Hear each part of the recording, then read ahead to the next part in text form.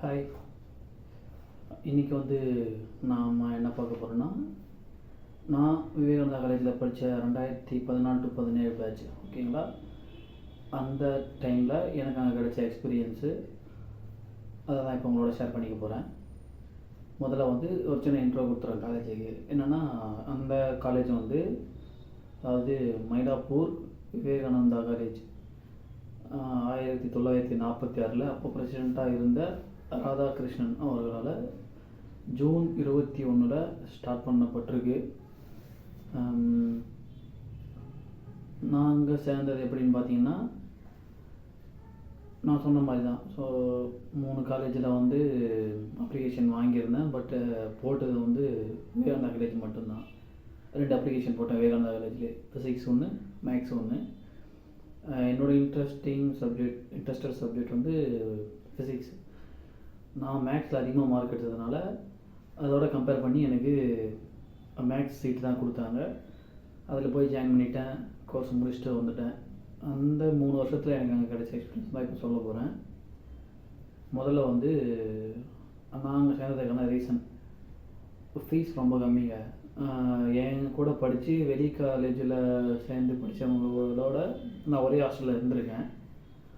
அவங்களோட பேசும்போது நான் எக்ஸாம் ஃபீஸ் ஆகட்டும், இல்லை அகாடமிக் இயர் ஃபீஸ் ஆகட்டும், நான் கட்டிட்டு அவங்கக்கிட்ட சொல்லும்போது அவங்க என்கிட்ட சொன்னது என்னென்னா, எங்கள் காலேஜை விட உங்கள் காலேஜில் ஃபீஸ் கம்மியாக தான் இருக்குது. நீ சொல்கிற ஃபீஸ்லாம் எங்கள் காலேஜில் ஜாஸ்தி தான். ஸோ அப்படின்னு சொல்லியிருக்காங்க என்கிட்ட. எவ்வளோன்னு பார்த்தீங்கன்னா, நான் படித்த வருஷத்தில் ஃபஸ்ட் இயருக்கு 900 or 700 சம்திங் கட்டினேன். செகண்ட் இயருக்கு மட்டும் கொஞ்சம் ஜாஸ்தி, 1200 or 1300, எனக்கு சரியாக ஞாபகம் இல்லை. தேர்ட் இயரில் 300 to 400 அதுக்குள்ளே தான் ஃபீஸ் பே பண்ணேன். அவ்வளோதான் இருந்தது. நாங்கள் படிக்கும்போது எக்ஸாம் ஒரு பேப்பர் எக்ஸாம் ஃபீஸு 100 rupeesன்னு நினைக்கிறேன், சரியாக ஞாபகம் இல்லை எனக்கு. அந்த ரேஞ்சில் தான் இருந்தது. ஸோ முக்கியமான காரணமாக நான் ஃபீஸை சொல்லுவேன். அப்புறம் ஊர்லலாம் அந்த டைமில் இந்த வறுமை கோட்டுக்கு கீழே இருக்கிறவங்க அவங்களாம் எந்த ஒரு ஃபீஸும் இல்லாமல் அங்கே சேர்த்துக்கிற மாதிரி சொன்னாங்க. அது மாதிரி தான் போய் சேரலான்ற மாதிரி போனது.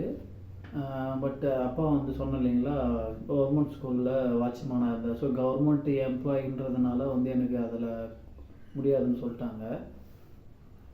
இனி ஃபீஸ் கம்மி தான்றதுனால கட்டியே படிச்சிட்டேன். அதனால் எனக்கு எந்த பிரச்சனையும் வரலை. அடுத்து காலேஜோட இன்ஃப்ராஸ்ட்ரக்சர் தான். ரொம்ப பெரிய ஏரியாலாம் கிடையாதுங்க. ரொம்ப காம்பேக்ட்னு சொல்ல முடியாது. கிட்ட இருக்கும் பில்டிங்லாம், ரொம்ப ஸ்பேஸ் விட்டு இல்லாமல். காலேஜ் கேம்பஸுக்குள்ளே ஒரு சின்ன கிரவுண்டு, கொக்கோ கிரவுண்டு. காம்பவுண்டுக்கு ஒரு கார்னரில், காலேஜோட ஒரு கார்னரில் கிரிக்கெட் கிரவுண்ட் கொஞ்சம் பெருசாக அப்படி தான் இருக்கும். பில்டிங்ஸ்லாம் பார்த்திங்கன்னா 2 floor, ground floor, first floor, second floor. So G+2 இப்படி தான் இருக்குது எல்லா இடத்துலையும். சின்னதாக ஒரு இண்டோர் ஸ்டேடியம் மாதிரி ஷட்டிலுக்காக அரேஞ்ச் பண்ணியிருக்காங்க. அது எங்கன்னா கேன்டீன் பக்கத்தில் இருக்குது. கேன்டீனுக்கும் காலேஜ் ஹாஸ்டலுக்கும் சென்டரில் இருக்குது, லொக்கேட் ஆகிருக்கு. காலேஜ் பார்த்திங்கன்னா மொத்தம் டே ஆர்டர்னு சொல்லுவாங்க. மொத்தம் 6 day order. First day order, second day order, Monday, Tuesday, Wednesday அப்படி கிடையாது. First day order, second day order அந்த மாதிரி தான் போகும். அப்படி தான் இருந்துச்சு காலேஜ். அதுக்கடுத்து கோர்ஸ்னு பார்த்தோம்னா BA, BSc, MA, MSc, MCom இது மாதிரி டிகிரிஸில் டிபார்ட்மெண்ட்ஸ் நிறைய இருக்குது. நான் படித்தது மேக்ஸு. ஸோ அங்கே இருந்த மற்ற டிபார்ட்மெண்ட்டில் எனக்கு ஞாபகம் இருக்கிறது சொல்கிறேன். Tamil, physics, chemistry, botany, zoology, philosophy, psychology ஞாபகம் இல்லை, ஃபிலாசபி இருந்தது. இங்கிலீஷ், தமிழ் சொல்லிட்டேன்னா தெரியல, சொல்லியிருப்பேன். ஓகே, அது அந்த டிபார்ட்மெண்ட்ஸும் இருக்குது. இது இல்லாமல் இன்னும் நிறைய இருந்ததுங்க. எனக்கு அந்த அளவுக்கு தெரியல. நான் 3 வருஷம் அங்கே தான் படித்தேன். பட்டு எனக்கு அவ்வளோ தெரியல. அங்கே எனக்கு தெரிஞ்சது வரைக்கும் நான் சொல்கிறேன். அடுத்ததாக ஸ்டாஃப்ஸ் நல்ல ஃப்ரெண்ட்லியான ஸ்டாஃப்ஸ் தாங்க. ரொம்ப ஒன்றும் ஸ்ட்ரிக்டாக அந்த அளவுக்குலாம் கிடையாது. ஸோ ஸ்ட்ரிக்டாக இருக்கிறாங்கன்னா எங்கே இருக்காங்கன்னா எக்ஸாம் ஹாலில் இருக்காங்க. எக்ஸாம் ஹாலில் உண்மையிலேயே ரொம்ப ஸ்ட்ரிக்ட்டு. கிளாஸில் அந்த அளவுக்கு கிடையாது. நல்லா பழகுறாங்க, நம்மளோட ப்ராப்ளம்ஸை புரிஞ்சுக்கிறாங்க, நமக்கு ஹெல்ப் பண்ணுற மாதிரி தான் இருக்காங்க. ஏன்னா நான் இருந்தப்போ எனக்கு ஹெல்ப் பண்ணுற மாதிரி தான் இருந்தாங்க. என் டிபார்ட்மெண்ட்டில் அக்கௌண்ட்ஸ் அண்ட் மேக்ஸ் டிபார்ட்மெண்ட் நான் அங்கே அந்த மாதிரி தான் இருந்தாங்க. அதனால தான் சொல்கிறேன். அப்புறம் நான் எடுத்த கோர்ஸு பிஎஸ்சி மேக்ஸில் வந்து என்னென்னா அலைட் சப்ஜெக்ட்ஸ் வந்து 2 இருக்குது. ஒன்று என்னென்னா சயின்ஸ் அலைடு ஒன்று எடுக்கலாம், இன்னொன்று பியூர் மேக்ஸ். நான் எடுத்தது வந்து சயின்ஸ் அலைடு. என்னென்னா ஃபஸ்ட் இயரில் அலைட் சப்ஜெக்ட் வந்து ஃபிசிக்ஸு, செகண்ட் இயரில் கெமிஸ்ட்ரி எடுத்தேன். பியூர் மேக்ஸில் அலைட் சப்ஜெக்ட் வந்து ஸ்டாட்டிஸ்டிக்ஸ் அதான் இருந்தது. அதனால் அந்த பியூர் மேக்ஸ் எடுத்தவங்களோட கம்பேர் பண்ணும்போது காலேஜில் இருக்கிற ஸ்டாஃப்ஸ் அவங்களோட எனக்கு கொஞ்சம் ஜாஸ்தி தெரியும். ஏன்னா அவங்க வந்து ஃபுல்லாகவுமே மேக்ஸு, தமிழ், இங்கிலீஷ் டிபார்ட்மெண்ட் ஸ்டாஃப்ஸோட மட்டும்தான் பழகியிருக்காங்க. எங்களுக்கு வந்து ஆல்ரெடி நாங்கள் ஃபிசிக்ஸ் டிபார்ட்மெண்ட், கெமிஸ்ட்ரி டிபார்ட்மெண்ட் போனதுனால அவங்களோட எங்களுக்கு 2 டிபார்ட்மெண்ட் எக்ஸ்ட்ரா வந்து கொஞ்சம் பழக்கம் ஸ்டாஃப்ஸ் எல்லாம். அதனால் மற்ற ஸ்டாஃப்ஸுமே எப்படி இருக்காங்கன்னு எங்களால் சொல்ல முடியாது. மற்ற டிபார்ட்மெண்ட்லேயுமே கூட ஃப்ரெண்ட்லியாக தான் இருக்கிறாங்க. நல்லா தான் இருக்குங்க காலேஜ் அட்மாஸ்பியரும் சரி. இப்போ பில்டிங்ஸுக்கு நடுவில் நிறைய மரம்லாம் இருக்குது. எங்கெல்லாம் ஸ்பேஸ் இருக்கோ அங்கெல்லாம் கம்பல்சரி ஒரு மரம் நட்டு வச்சுருக்காங்க. எனக்கு பேசிக்காகவே மரம்னா கொஞ்சம் பிடிக்கும். அதனாலேயே அந்த அட்மாஸ்பியர் எனக்கு பிடிச்சிருச்சு. எப்படின்னா காலையில் சீக்கிரமாக போயிடுவேன், மதியானத்தில் சீக்கிரம் வந்துடுவேன் தான். ஆனால் எனக்கு அந்த ஸ்டாஃப்ஸ் இல்லாத பீரியடில் வந்து கிளாஸ் ரூமில் உட்கார மாட்டேன். கிளம்பி வந்து வெளியே எங்கேயாச்சும் ஒரு இடத்துல மரத்தடியில் உட்காந்துட்ருப்பேன். நல்லாயிருக்கும். அப்புறம் காலேஜ் செஷன். காலேஜ் வந்து பார்த்திங்கன்னா 2 செஷனாக இருக்குங்க. ஸோ டே காலேஜ் ஒன்று, ஈவினிங் காலேஜ் ஒன்று. டே காலேஜ் வந்து பார்த்திங்கன்னா காலையில் 8:30 to மதியம் 1:45 வரையும். ஒவ்வொரு மணி நேரமாக ஒரு சப்ஜெக்ட் கிடையாது, ஒரு பீரியடு. 8:30லேருந்து 11:30 வரையும் ஒவ்வொரு மணி நேரமும் ஒவ்வொரு பீரியடு. 11:30லேருந்து 11:45 வரையும் அந்த 1/4 மணி நேரம் வந்து பிரேக் கொடுக்குறாங்க. திரும்பவும் 11:45லேருந்து 1:45 வரையும் 2 பீரியடு. ஸோ மொத்தமாக வந்து காலையில் 5 பீரியடு வந்து எடுக்கிறாங்க. இது வந்து டே காலேஜ். ஈவினிங் காலேஜ் ஸ்டார்டிங்கே வந்து 2:15 தான். 2:15க்கு ஸ்டார்ட் ஆகி 7:30 வரையும் போகுது. அதுவும் டே காலேஜ் மாதிரியே தான். முதல்ல 3 ஹவர்ஸ் வந்து பீரியடு, நடுவில் ஒரு 1/4 மணி நேரம் பிரேக்கு, திரும்ப ஒரு 2 மணி நேரம் வந்து கிளாஸஸ் இருக்கும். ஸோ 2 பீரியடாக போகும். இவ்வளோ தான் செஷன்ஸு. மற்றபடி இன்னொரு விஷயம் என்னென்னா காலேஜ் வந்து அட்டானமஸ் தான். ஆனால் டே காலேஜ் மட்டும் வந்து கவர்மெண்ட் அண்டர்டேக் பண்ணுது. ஈவினிங் காலேஜ் வந்து அந்த ராமகிருஷ்ணன் மிஷன் தான் அண்டர்டேக் பண்ணுறாங்க. நான் சொன்ன ஃபீஸ் எல்லாம் கம்மியாக இருக்குன்னு சொன்னது வந்து டே காலேஜுக்கு மட்டும்தான். அதனால் அது வந்து ஈவினிங் காலேஜுக்கு செட் ஆகாது. ஏன்னா அவன் வந்து ஃபுல்லாக மிஷன் கண்ட்ரோல் தான் ஈவினிங் காலேஜ். அப்புறம் காலேஜை பற்றி சொல்லணுன்னா இது ஓரளவுக்கு எனக்கு தெரிஞ்சதை சொல்லிட்டேன். சரி, அப்படி என்ன காலேஜில் பெரிய அச்சீவ் பண்ணிட்டீங்க நீங்கள், அது மாதிரிலாம் நீங்கள் ஏதாச்சும் சொன்னீங்கன்னா அச்சீவ் பண்ண மாதிரி எனக்கு தெரிஞ்ச ஒரு 3 பேர் சொல்கிறேன். ஏன்னா இந்த மழைக்கு லீவ் விடுவார் இல்லைங்களா டாக்டர் ரமணா, இப்போ இல்லை, முன்னாடி விட்டுட்டு இருந்தார்ல, அவர் இங்கே தாங்க படிச்சுட்டு இருக்காரு. ஏன்னா எனக்கு எப்படி தெரியும்னா ஒரு முறை சீஃப் கெஸ்ட்டாக வந்திருந்தார். அப்போ சொன்னார், நான் இங்கே தான் படித்தேன், நான் இந்த காலேஜோட ஓல்டு ஸ்டூடெண்ட்டுன்னு சொன்னார்.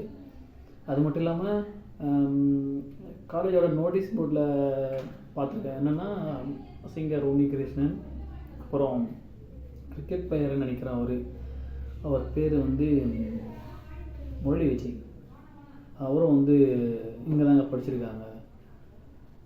இது நான் போர்டில் பார்த்துட்டேன். இன்னும் நிறைய பேர் இருந்தாங்க. மற்றவங்களுக்கு ஓரளவுக்கு நல்லா ரீச் ஆனவங்க இவங்க 3 பேருங்கன்னா இவங்க 3 பேர் மட்டும் சொல்கிறேன். மற்றவங்களாம் யாருன்னு எனக்கே தெரியல. ஏன்னா நான் அங்கே தான் படித்தேன், எனக்கே தெரியலன்றதுனால மேபி மற்றவங்களுக்கு தெரிஞ்சிருக்கலாம். ஓரளவுக்கு ஃபேமஸ் ஆனவங்களை மட்டும் சொல்கிறேன். அதுக்கடுத்து எக்ஸ்ட்ரா ஆக்டிவிட்டீஸ்ன்னு பார்த்தீங்கன்னா எல்லா காலேஜில் இருக்கிறது தான். என்சிசி, என்எஸ்எஸ் அந்த மாதிரிலாம் இருக்குது. என்சிசி வந்து நான் பண்ணும்போது வந்து ஓவரால் தமிழ்நாட்டில் எங்களுக்கும் லயோலாவுக்கு தான் அங்கே போட்டின்னு நினைக்கிறேன். நாங்கள் ஃபஸ்ட்டா அவங்க ஃபஸ்ட்டா எங்கள் 2 பேரில் யாரோ ஒருத்தர் ஃபஸ்ட்டு யாரோ ஒருத்தர் செகண்டு அப்படின்னு என்கிட்ட சொன்னாங்க. ஏன்னா நான் போனதில்லை. அப்போ வந்து என்சிசி மாஸ்டர் வந்து இங்கிலீஷ் டிபார்ட்மெண்ட்டில் மிஸ்டர் கணேஷன் நினைக்கிற ஒரு பேர், இங்கிலீஷ் ப்ரொஃபஸரு எங்களுக்கு வந்திருக்காரு, கிளாஸுக்கு வந்திருக்கிறாரு. ரொம்ப க்ளோஸுங்க. ஏன்னா ஸ்டூடெண்ட்ஸோட வந்து ஒரு ஸ்டாஃப் மாதிரியே பழக மாட்டார், ஸ்டூடெண்ட் மாதிரி தான் பழகுவார். கிளாஸில் வந்தால் போயிட்டு அந்த சேர் மேலே உட்காந்துக்கிட்டு கிளாஸே எடுக்க மாட்டார். அந்த டேபிள் மேலே உட்காருவார், இல்லை எங்களோட வந்து உள்ளே உட்காந்துட்டு கிளாஸ் எடுப்பார். நல்லா தான் இங்கே இருந்துச்சு. அடுத்து வந்து ஹாஸ்டல். ஹாஸ்டல்னால் நான் படித்த ஹாஸ்டல் கிடையாது, அதை பற்றி நான் உங்களுக்கு தனியாக வீடியோ போடுறேன். இது வந்து காலேஜோட ஹாஸ்டல். எனக்கு காலேஜோட ஹாஸ்டலை பற்றி அந்தளவுக்கு தெரியாது. ஆனால் அங்கே போயிட்டு ஸ்டே பண்ணிவிட்டு எங்கள் டிபார்ட்மெண்ட்டில் ஒரு பையன் வந்து படித்தான், எங்கள் ஊருக்கு பக்கத்து ஊர் தான். அவன் சொன்னது நான் கொஞ்சம் அப்சர்வ் பண்ணதெல்லாம் வச்சு அந்த ஹாஸ்டல் இப்படி தான் இருக்குன்னு சொல்கிறேன். எப்படின்னா காலேஜ் ஹாஸ்டலோட டைமிங் வந்து பார்த்திங்கன்னா விடியகாலை 4 மணிக்கு எழுந்திரிச்சு ரெடி ஆகிட்டு ஸ்டடி ஹால் போகணும். 7 மணி வரையும் படிக்கணும். அடுத்து 1 ஹவர் வந்து பஜனை இருக்குங்க. பஜனைன்னா ப்ரேயர் பண்ணுவாங்க. ப்ரேயரில் வந்து இன்ஸ்ட்ருமெண்ட்லாம் வாசித்து ப்ரே பண்ணுவாங்க. அதில் வந்து என் ஃப்ரெண்டு நான் சொன்னல என் கூட படித்தான் ஒருத்தாங்க, அதை ஸ்டே பண்ணிட்டு அவன் வந்து மிருதங்கம், தப்பிலாவா மிருதங்கமானு தெரியல, அதை நல்லா வாசிப்பாங்க. அதுக்கப்புறம் 8லேருந்து 8:30க்குள்ளே சாப்பிட்டுட்டு காலேஜ் வந்துடணும். நான் உள்ளே போயிருக்கேன், ஹாஸ்டல் பார்த்துருக்கேன். நல்லா நீட்டாக இருக்குது, நல்லா மெயின்டைன் பண்ணுறாங்க. கேன்டீனும் நல்லா தான் இருக்குது, காலேஜ் கேன்டீனும். ஆக்சுவலாக எனக்குமே அந்த ஹாஸ்டலுக்கு அப்ளை பண்ணலான்னு தான் போனேன். என்னோடய அப்பா வாட்ச்மேன் தான், சேலரி கம்மி தான், இருந்தாலும் கவர்மெண்ட் எம்ப்ளாயி, அதனால் அவங்களுக்கு கிடையாதுன்ட்டாங்க. ஓகே பரவாயில்ல, என்னை விட வறுமையில் இருக்கிறவங்களுக்கு அதை கொடுக்குறாங்கன்னா ஓகே, நல்ல விஷயம் தானே, நல்ல விஷயம் தாங்க. அதுக்கடுத்து பிடினா நான் அவ்வளோவா எந்த ஸ்போர்ட்ஸ் ஆக்டிவிட்டிலையும் அங்கே கலந்துக்கிட்டது கிடையாது.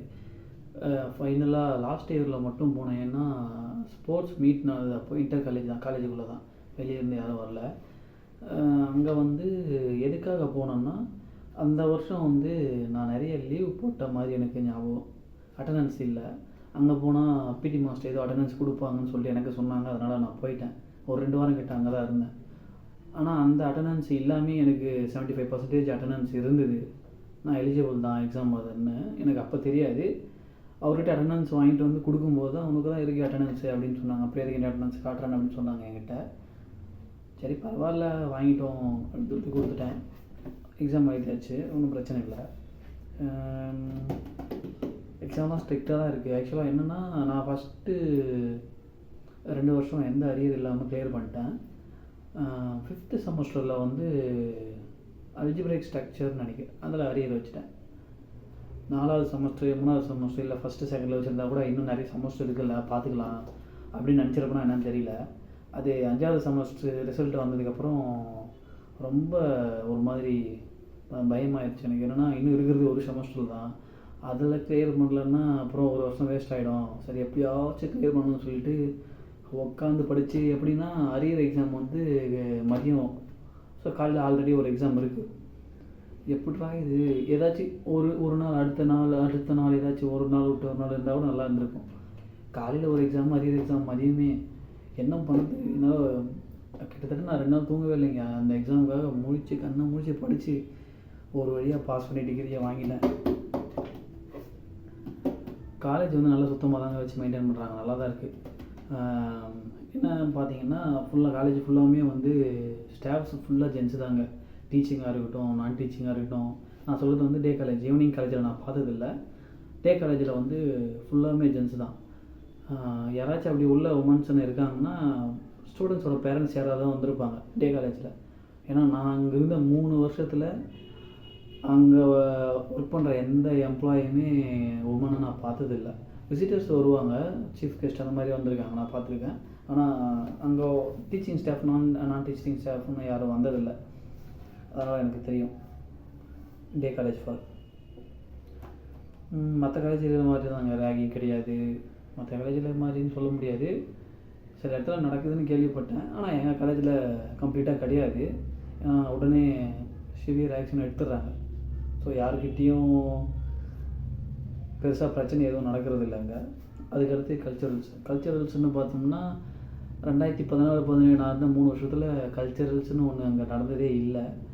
அதுக்கு முன்னாடி நடந்திருக்கு. என்னென்னா வெளியிலேருந்து வந்த ஏதோ 2 காலேஜில் ஒருத்தரோட ஒருத்தர் சண்டை போட்டுக்கிட்டு அதோட கல்ச்சுரல்ஸை ஸ்டாப் பண்ணிட்டுக்கிறாங்க. இதை பார்க்குற நீங்கள் யாராவது அங்கே படிச்சிருந்தீங்கன்னா, நீங்கள் படிக்கும்போது கல்ச்சுரல்ஸ் ஏதாச்சும் நடந்துருந்துருந்தா கமெண்ட்டில் போடுங்க, பார்ப்போம். கமெண்ட்டில் மென்ஷன் பண்ணுங்கள். ஓவராலாக காலேஜ் நல்ல காலேஜுங்க. ஸ்டூடெண்ட்ஸுக்கு ஒன்லி ஃபார் மென்னு தான் அந்த காலேஜ் வந்து. அது ஈவினிங் காலேஜாக இருந்தாலும் டே காலேஜாக இருந்தாலும் மென்னு தான். இன்னொரு இன்ட்ரெஸ்டிங்கான விஷயம் என்னென்னு பார்த்தீங்கன்னா, நான் படிக்கும்போது என் கூட படித்த ஸ்டூடெண்ட்ஸ் வந்து மேக்ஸ் டிபார்ட்மெண்ட் கிடையாது, ஹிஸ்ட்ரின்னு நினைக்கிறேன். வயசு கேட்டிங்கன்னா சிரிப்பீங்க, 80 வயசு 90 வயசுலாம் வந்து படித்தாங்க. என்னங்க இந்த வயசில் வந்து படிக்கிறாங்க அப்படின்னா, அவங்களுக்கு அந்த டைமில் படிக்க முடியல, ஏதோ ஒரு ரீசனுக்காக படிக்காமல் இருந்தாங்க. இந்த வயசில் அவங்களுக்கு படிக்கணும்னு தோணுது, வந்து படிக்கிறாங்க. நான் ஏதோ